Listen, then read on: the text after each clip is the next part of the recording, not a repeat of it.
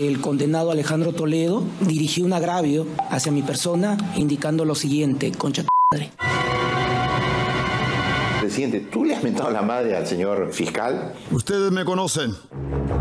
Un especialista en escena. Ni en la más solitaria desventura el expresidente Toledo perdía su esencia cómica. Su célebre y siempre desentonada personalidad estaba intacta. Disculpe usted que haya dicho esas palabras.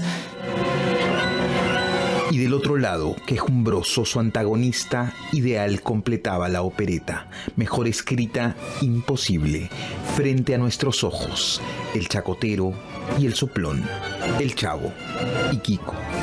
Concha madre. Qué extraño que le haya buscado la mirada a mi patrocinado, ¿no? Qué extraño, ¿no?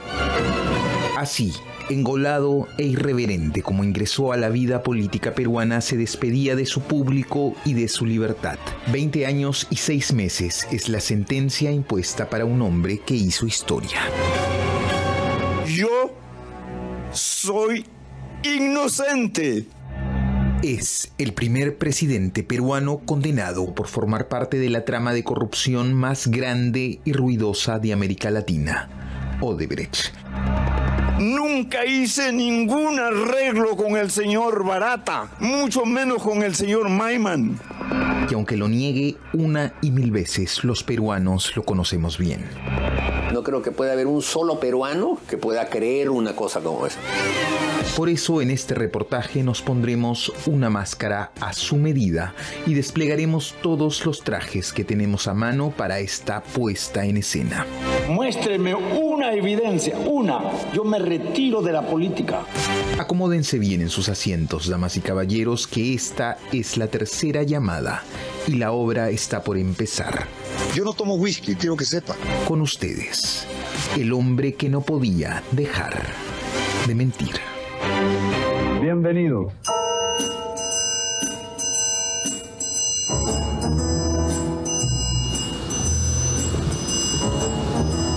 Yo no le miento a mi pueblo.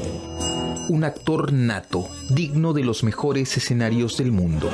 ¡Le vale usted el zapato al niño!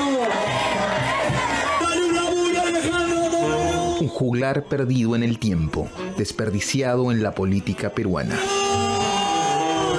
Siempre fue un farsante.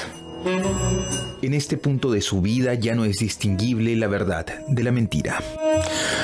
No me permito. De cualquier manera, hagamos un esfuerzo por reconstruir algunos de sus episodios más célebres. Él comenzó haciendo presentaciones cortas en la televisión. Lo entrevistaban, ¿no? Y hablaba de temas económicos. Alejandro Toledo Manrique surgió en la escena política durante los 90. Sus ambiciones presidenciales se remontan concretamente a las elecciones del año 95. Alejandro Toledo, CODE País Posible, 3.6%. Pero tuvo una aparición más elocuente durante el secuestro masivo perpetrado por el MRTA en la residencia del embajador japonés en el año 96. Nadie se doblegó ante los terroristas, excepto 2 rehenes al principio del cautiverio. Alejandro Toledo y Javier Díaz-Canseco, que negociaron el salir a cambio de dar un comunicado contra el Estado peruano. Más adelante, durante su tercera campaña presidencial, aseguró que su madre había muerto en un terremoto. Esto fue desmentido por sus propias memorias, en donde aseguraba que era una de las sobrevivientes. Decía idioteces. Decía, por ejemplo, que cuando él estaba llevando su rebaño y miró el cielo y dijo, a los 3 años de edad, dijo, yo voy a ser presidente del Perú. Varios años antes de llegar al Palacio Presidencial, otro de sus engaños vio la luz. El aún candidato Alejandro Toledo no podía resistirse a los placenteros excesos de la carne y no escatimó en engaños para que su implacable mujer no lo cogiera con las manos en los cuerpos. El Hostal Melody de Surquillo fue el escenario de un memorable autosecuestro con varias damas de compañía. Tienen en ese videocassette escenas creadas, montadas. Escenas que habían sido creadas con efectos especiales, aseguró Toledo. Bizarro, pero no tan vil como lo que vendría algún tiempo después. Una persona que niega a un hijo, a una hija, es una basura.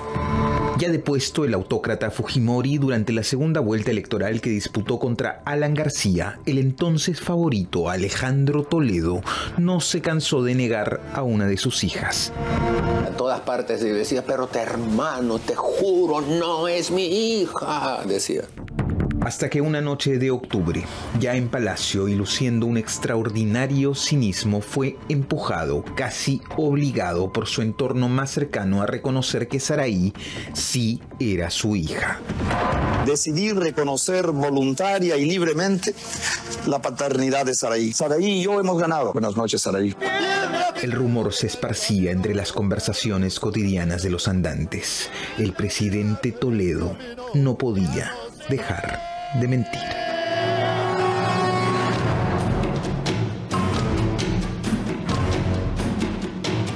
A lo largo de su gobierno, nombres como el de César Almeida o Lady Bardales adornaron las portadas de los tabloides. Los opositores y periodistas asistían gustosos y sedientos al declive presidencial. Mi cholo es sano y sagrado. Por supuesto, contribuyeron su impetuosa esposa Elian Carp y su recordado ministro embajador todoterreno, Fernando Popi Olivera. Señor embajador. ¡Ay! ¿Qué pasa? Todo eso, ese lustro fue un lustro rico en anécdotas en las que Toledo, pues, era el perdedor de todo, ¿no? Y en vista de que necesitaríamos todo un programa para contener sus interminables anécdotas, este segundo acto lo dedicaremos a simplificar la espinosa trama de corrupción que años después lo pondría en la cárcel. Varían las versiones sobre quién dio la primera voz de alerta. Lo que sí está claro es que las sospechas iniciales surgieron a partir de una compra inusual que fue detectada años después del final de su gobierno. Una empresa llamada Ecoteva, fundada en Costa Rica y que tenía como presidenta a la suegra de Alejandro Toledo, Eva Fernenburg, compró una casa en Casuarinas, al contado, por $4 millones. Cuando las luces apuntaron hacia él, Toledo retrucó asegurando que su suegra tenía todo el derecho del mundo a comprar los inmuebles que quisiera y que en todo caso los fondos provenían de sus ahorros y de una indemnización por haber sido víctima del Holocausto. Pregúntele a mi suegra. Yo no sé si usted conoce las cuentas de su suegra o su suegro. Con el tiempo se conoció que los fondos de Ecoteva no solo sirvieron para comprar la casa en Casuarinas, sino también para adquirir una lujosa oficina en la Torre Omega de Surco y para terminar de pagar los préstamos con los que compró sus conocidas casas en Camacho y en Punta Sal, su balneario favorito en Tumbes.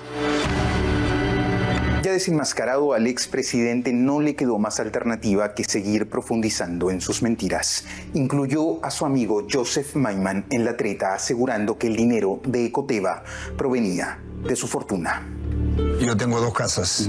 Una que vivo 22 años, la pago mensualmente con mi salario de Stanford, y una casita chica en la playa. Varios años después, una bomba nuclear estalló en Brasil. Odebrecht, empresa que operó en el Perú desde los años 80, estaba a la cabeza de una red multimillonaria de engaño y corrupción a escala continental. La onda expansiva trajo consigo un nombre y una cifra: Alejandro Toledo, $31 millones. Era la pieza que le faltaba al rompecabezas Ecoteva. Según el adelanto de sentencia, el dinero habría sido entregado a Joseph Maiman, quien antes de morir reconoció haber articulado una red de empresas para que la plata le llegue a Alejandro Toledo mediante su suegra Eva Fernenburg. Buscamos al abogado del expresidente y esto fue lo que nos dijo. ¿Por qué barata miente? Tienen que poner a Toledo como el centro de todo para poder tener beneficios. ¿Tú crees que los fiscales le hubiesen dado beneficios si ellos hubieran contado la historia que todo lo hicieron con Maiman y que Toledo no intervino? No le hubiesen dado ningún beneficio, porque los fiscales querían un presidente.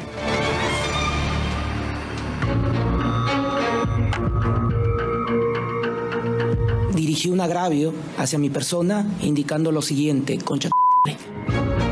Este corto y anticlimático tercer acto, como no podía ser de otra manera, se lo dedicaremos al fiscal José Domingo Pérez, quien, ansioso por representar algunas líneas, se autoproclama a voz en cuello victorioso. Y sin embargo, no han sido pocas las voces que han puesto el acento en el que sería un error garrafal de la Fiscalía refrendado por la Sala Superior. La injusticia que se ha cometido con funcionarios públicos, como el caso de Paz Confont y Sergio Bravo Orellana, ¿no? Que se les ha utilizado para darle sostenimiento a un delito de colusión. ¿Cómo pruebas una colusión? Que nos hemos puesto de acuerdo los dos para perjudicar o no al Estado en un negocio. ¿Ya eso está probado a todo el nivel de la sentencia? No. Desde mi perspectiva, el delito de cohecho, coloquialmente conocido como soborno, es el que mejor calza dentro de esta imputación. Pero la Fiscalía se ha decantado más bien a ir por el delito de colusión. Colusión que requeriría que el supuesto autor, Toledo, tenga la competencia para favorecer a un supuesto tercero interesado, Odebrecht. Todo esto será dilucidado en los próximos días. No hay duda de que Alejandro Toledo haya recibido dinero, solamente de que ya viene un tema de filigrana de interpretación del tipo penal.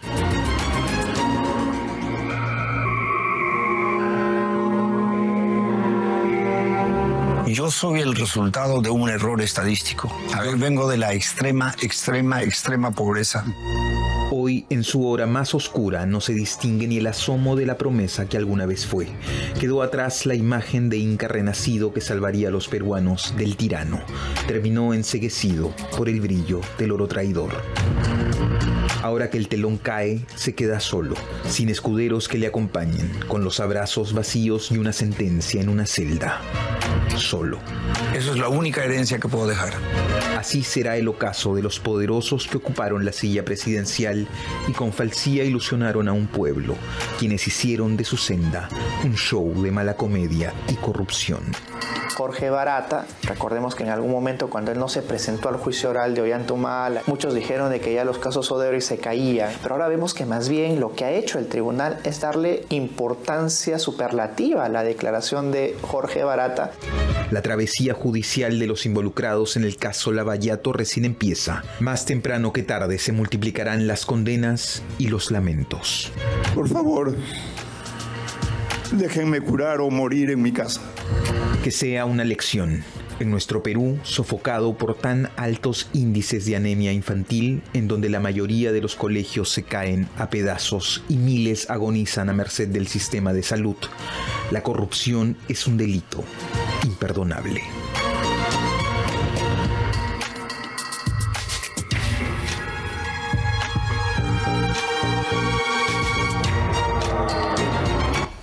Ahí está. Este es el que aparece al lado de Gustavo Gorriti, ¿no?, en la gran marcha por los 4 suyos. Y en ese momento, recuerden ustedes que era vibrante la presencia de Gorriti en el Ministerio Público. En el 2016, Jorge Barata le confiesa a quien entonces tenía esto en anticorrupción, el fiscal Hamilton Castro, que habían pagado un soborno a Alejandro Toledo. Noviembre del 2016. Pero Toledo no sale del país sino hasta enero del 2017.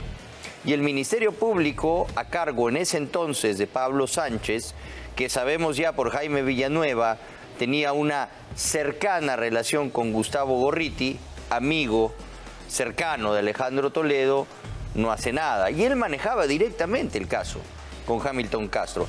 Tan es así que cuando se evidencia que Gustavo Gorriti lo estaba grabando a Hamilton Castro porque se prende su laptop y Hamilton Castro le dice, ya no voy a tratar más con este sujeto, lo cambia y trae a Rafael Vela y José Domingo Pérez, que sí eran del agrado, no del todopoderoso titiritero en el Ministerio Público Gustavo Gorriti.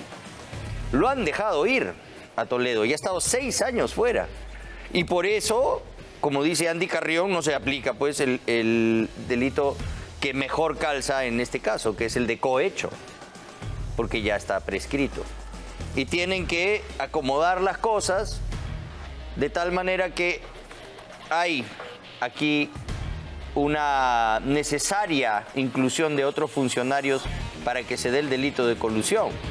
Entonces, para que ya no sea tan evidente que han querido lavarlo a Toledo y que empiece a pasar el tiempo y ya sus delitos prescriban y ya no se puede hacer nada y se caigan las declaraciones de Barata, como ya se ha hecho tan evidente esto y sobre todo luego de las declaraciones de Jaime Villanueva, los fiscales de Lavajato ahora ya no saben qué hacer, porque si no van a terminar presos ellos, si estos señores no van a la cárcel. Pero en fin, ahí está pues, el daño colateral habitual del mono con metralleta, José Domingo Pérez.